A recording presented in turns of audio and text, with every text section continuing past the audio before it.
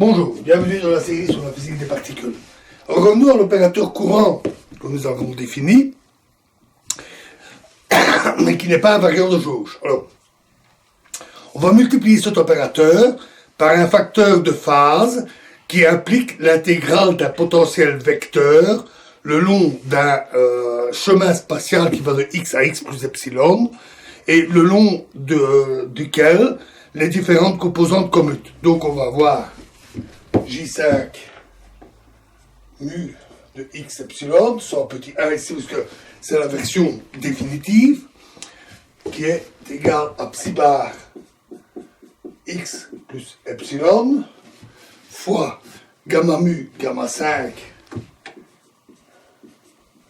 psi x, fois l'exponentielle de moins i epsilon intégrale de x à x plus epsilon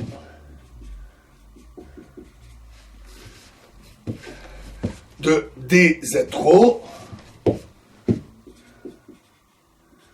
de a rho de z, où a est un potentiel. Et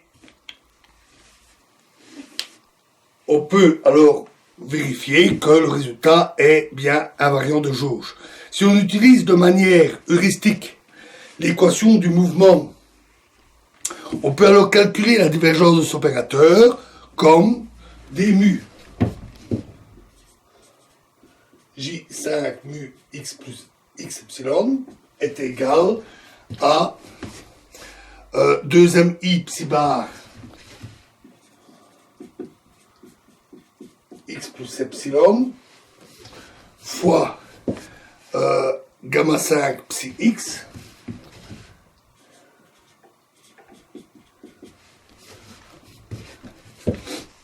fois notre exponentielle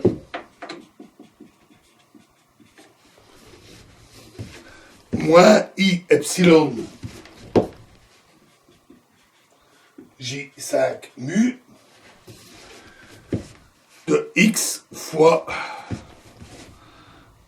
de x epsilon fois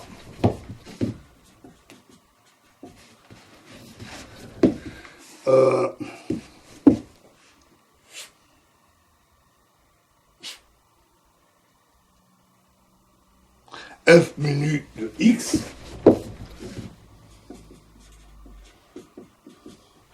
fois epsilon nu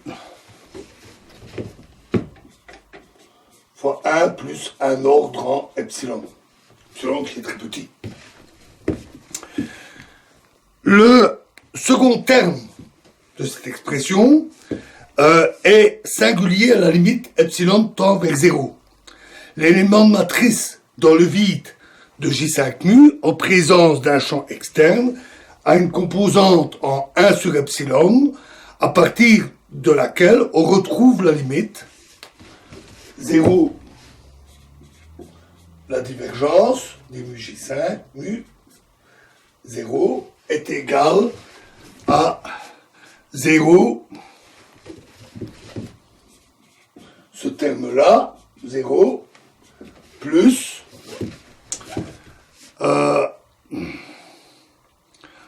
moins alpha sur 4 pi fois epsilon mu nu rho sigma fois f mu nu f rho sigma de x. Donc l'anomalie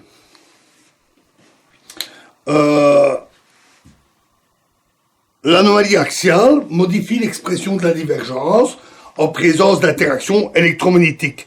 Le terme ajouté est dû au changement des propriétés de renormalisation du courant axial. Nous pouvons revenir à la désintégration du pi 0, par exemple, et présenter, donc exprimer l'amplitude comme epsilon mu,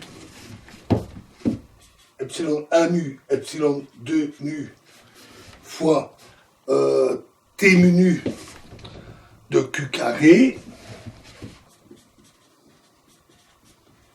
est égal à M pi carré moins Q carré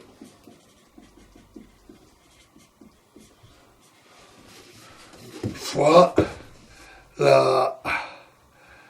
l'amplitude de gamma K1, donc le photon K1 epsilon 1 K2 gamma pardon K2 epsilon 2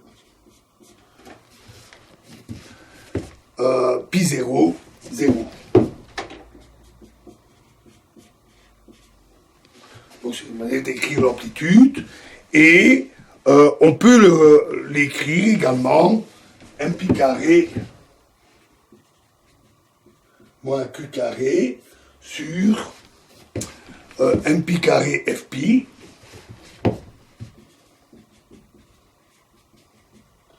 fois à nouveau l'amplitude pour les deux photons de d nu de d mu arrow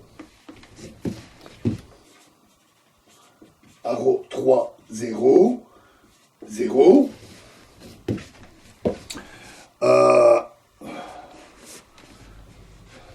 plus alpha sur pi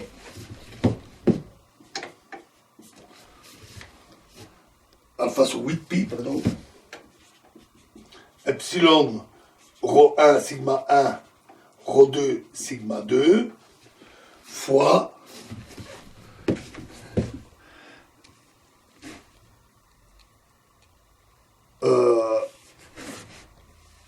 l'amplitude, à nouveau les deux photons, de F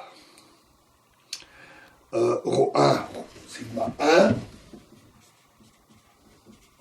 F rho 2 sigma 2 0.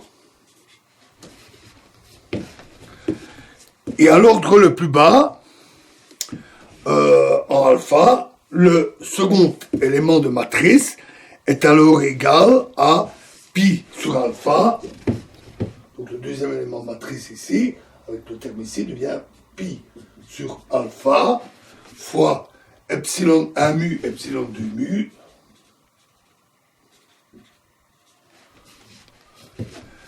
fois epsilon mu nu rho sigma, K1 rho, K2 sigma.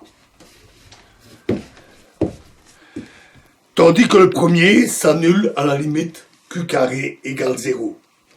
Nous arrivons donc à la conclusion que T mu nu 0